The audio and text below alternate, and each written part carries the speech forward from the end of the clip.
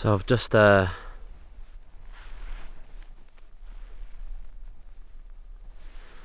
gotten up and sleeping. I did not mean to sleep that long. I just wanted to rest. It was very, very cold. I was very, very tired. Yeah, like even in this poncho, it was extremely cold to trying to sleep on the desert floor. That's why I made a choice when I woke up to get moving, because I'm gonna have to do the walking anyway, and I might as well walk when I'm cold and that get me warm, rather than walking when it's already hot during the day and that get me even hotter. Good thing to do is to walk slowly. You can't really always see where you're stepping, so you kind of want to feel the ground with kind of your toes, and it's a lot safe that way. Especially like during the day when it's really hot, walk slowly so you don't like strain yourself too hard. See, there's see.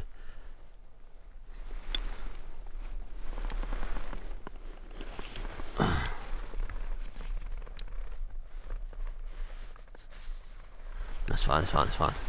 False alarm. Yeah. Hey, that one felt less of a false alarm. Yeah. What we want to do as well is take the easiest path. You know, you don't want to be climbing up hills or mountains or sand dunes. What you really want to be doing is staying down low in the valleys. You know, climbing up will exert a lot more energy than kind of walking around. Even if walking around is a further distance, it's going to be a lot less energy than it'll take to climb up the mountain.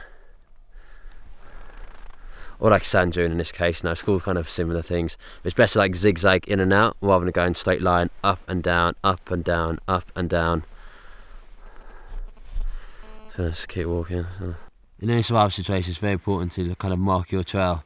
You know, if you leave your camp, you're going to want to mark some kind of arrows or some signs or some notes about where you're going. Essentially, like someone just stumbled across your camp, they'll have no clue where you are unless you leave signs. So if you continually make arrows, you do it from rocks. I'm making this one from parachute because this is what I've got on hand. And then you just put some rocks in it to make it neater, make it more defined. And there you go. You can let anybody know, any rescuers, what location you're going to. I'm heading that way. I found.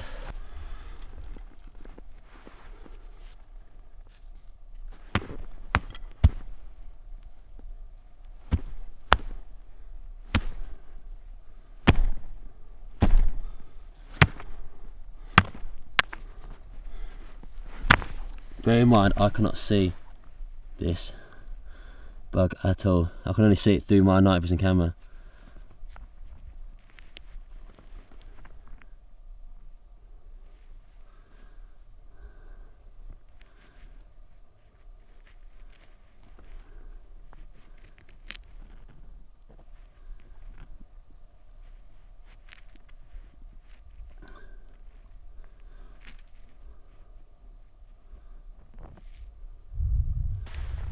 Just made a nice little find.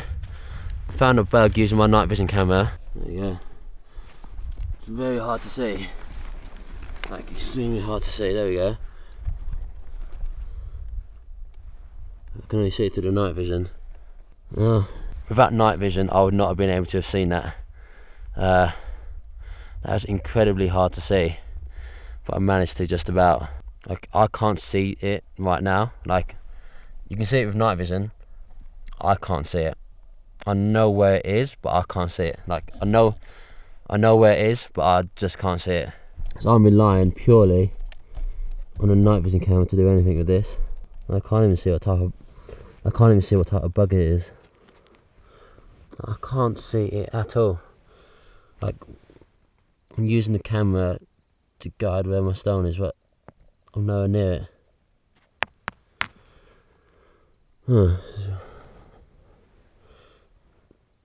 It's a weird one that you've killed an insect to eat, like a beetle of some sort, but you can see it on camera, but you can't see it.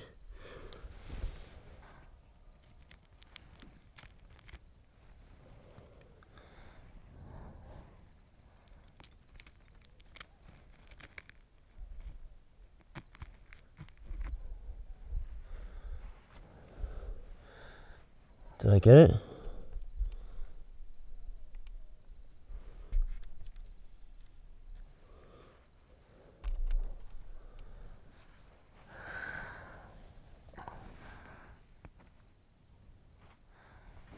There we go.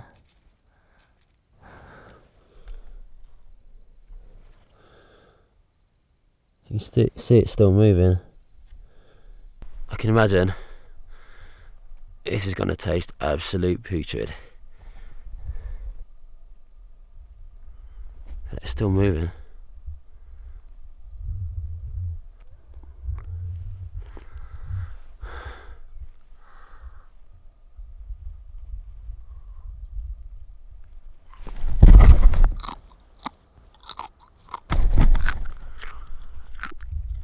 Alright.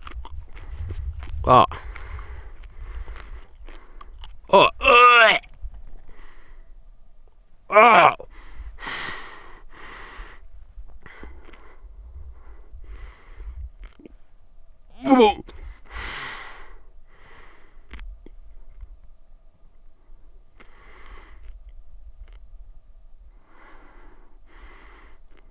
Mmm.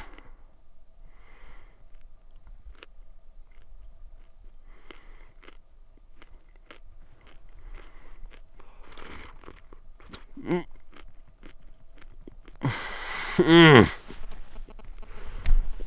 Mm. Mm.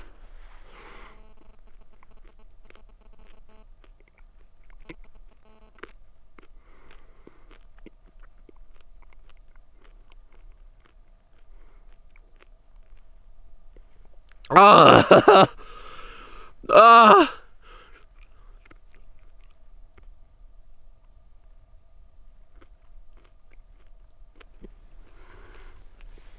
Ah.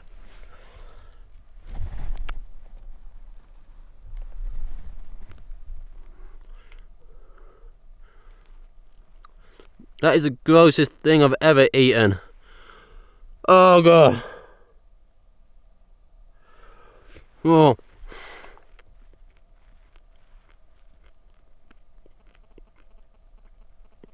Ah.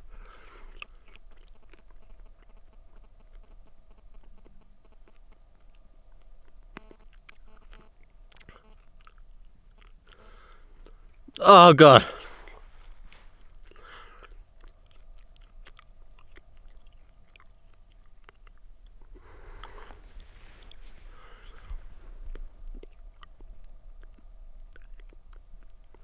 Ah. Ah.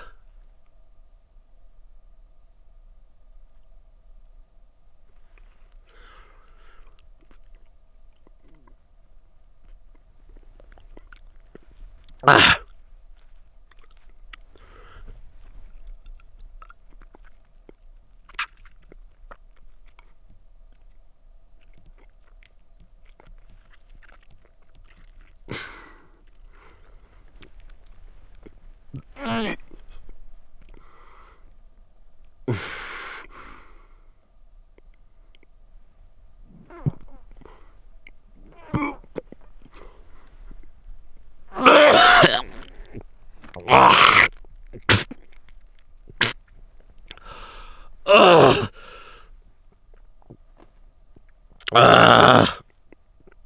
Most of it went down inside me. The last bits with the shell. Ah.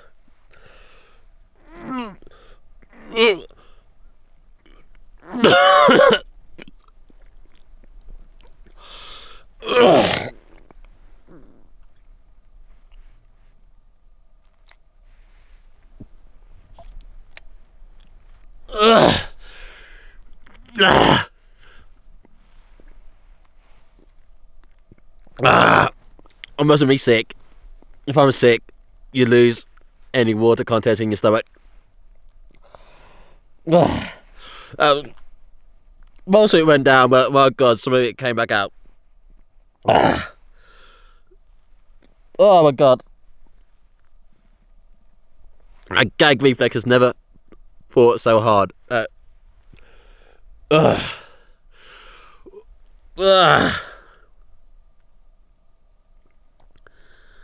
Ugh.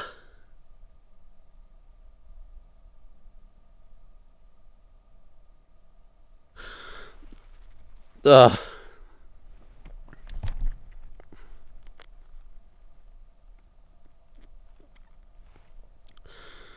Oh god. Ugh.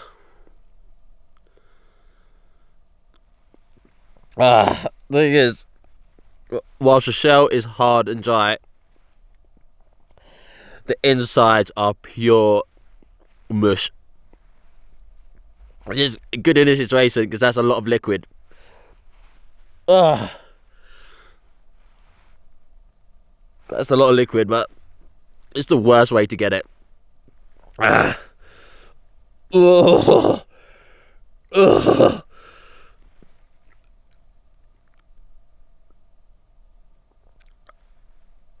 Oh god, that's a big one. Ugh. Ugh.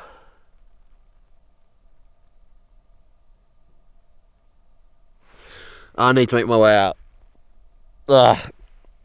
I can't be doing any more of those. I cannot be doing any more of those. Ugh. Oh my god. I so badly wanted to be sick.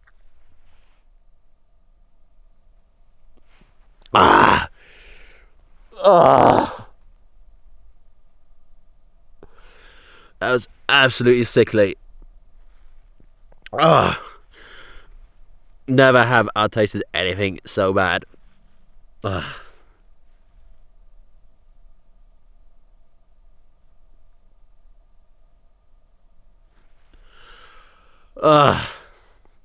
Okay. Let's man up, let's move on. That's quite a good saying. Let's man up, let's move on, let's go. I don't have to say let's go. Let's man up, let's move on. It's a great saying. It stands by itself. Man up, move on. Alliteration. Done. Ooh.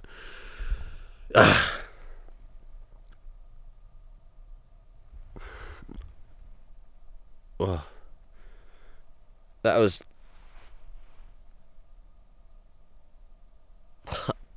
hard to eat. That was very hard to eat. Ah. Ah. Ah. Ah. Ah. Ah. Ah. Ah.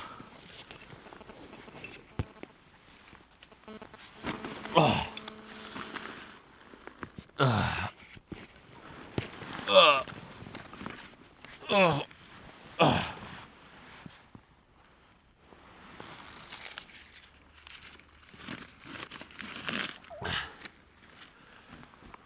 Ah. Ah.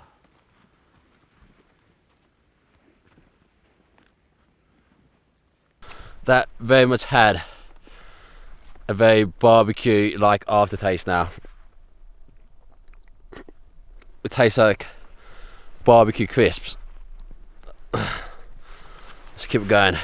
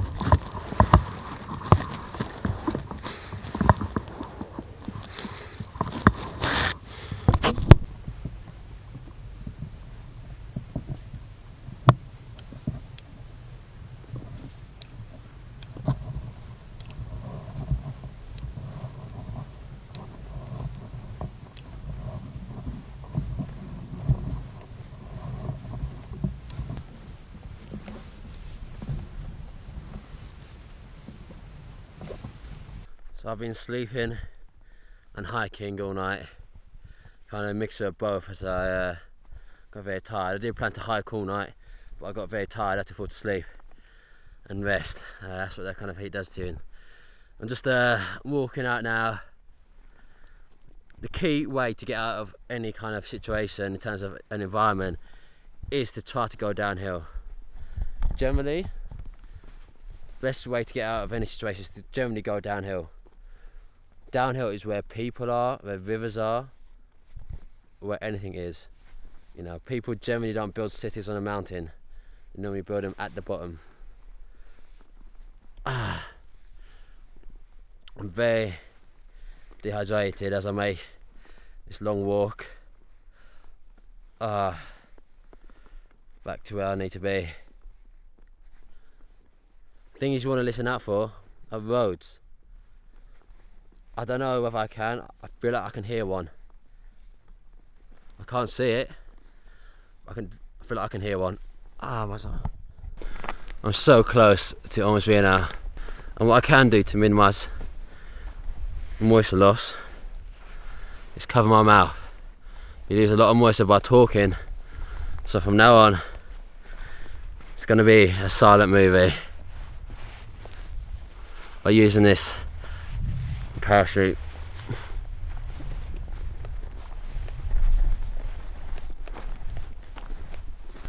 Another method is to also breathe through your nose rather than your mouth. Just keep your mouth shut. I will say something though. My arms are getting weak just holding this camera. It's that little energy I have inside me, that little moisture which is required for you to do your daily tasks. That's why I keep switching hands. And as you can notice, I've gone to a single camera setup, as you know, my energy levels are much too drained, especially when I'm walking. I can't afford to be walking forwards and backwards, setting up new shots constantly and out the nose. This also protects your mouth from getting any dust inside it as well.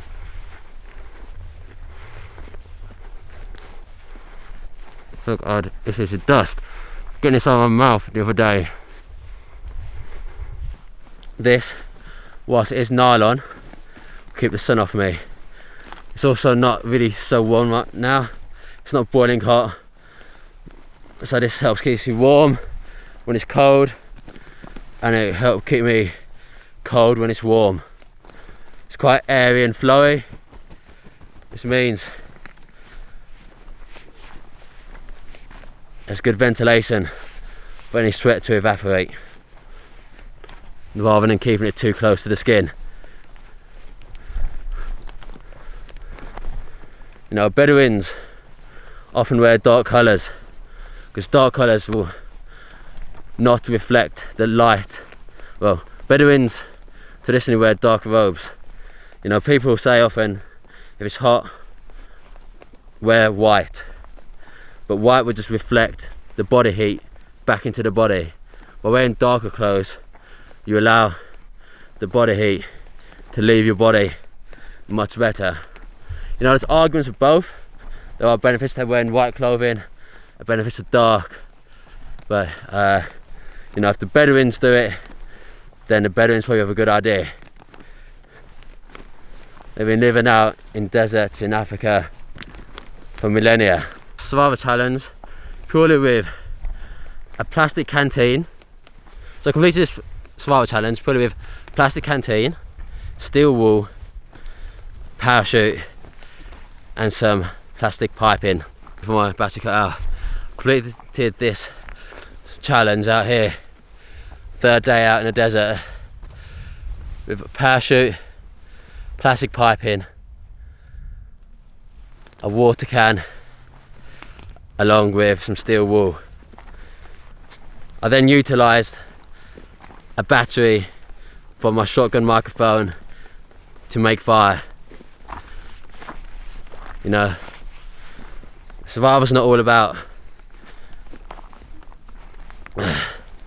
having, you know, survival's not always about having the perfect equipment like machetes or knives or matches. It's all about us in there. If you can show some ingenuity, then you can do it easy.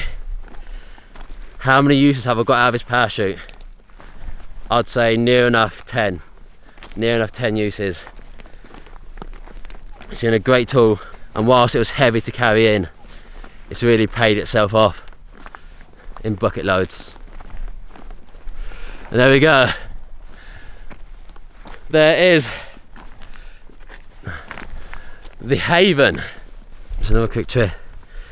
Now, when clothing that covers your entire body prevents the sun's UV rays, it's very harmful from touching your skin. I shouldn't be ever. When clothing which covers your whole body, your whole skin, prevents the sun's rays from touching your skin, which will do a lot of damage to it.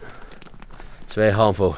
Don't forget that often in a desert, if something looks 1 mile away, it's probably at least 2 miles away.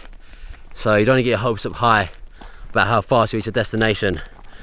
But I feel like I'm getting close, because things generally look closer if you can see them. Because deserts are often quite flat and you can see quite far. You feel like just because you can see it, it must be close. But that's not true. It's like in towns and cities, if you can see something that's close, because everything's just like built next to your face. But out in the desert, it's spread out so far and wide. Our stories, people surviving out in deserts for weeks. This is one Sahara desert marathon runner who got lost off his trail and survived for weeks drinking bat blood. That is one guy who knows to never stop and never give up. And that's the motto, never give up. After the first day, part of me wanted to give up, but I didn't. To keep filming, keep going, to get it done. Goes to show, if you can use shade correctly, you can really minimise your water loss. If you're clever, get your head screwed on, you can do it. It's not a long-term solution, but in the short term it can work. There we go. So close to my destination now. It's edging closer. It's an inevitability now.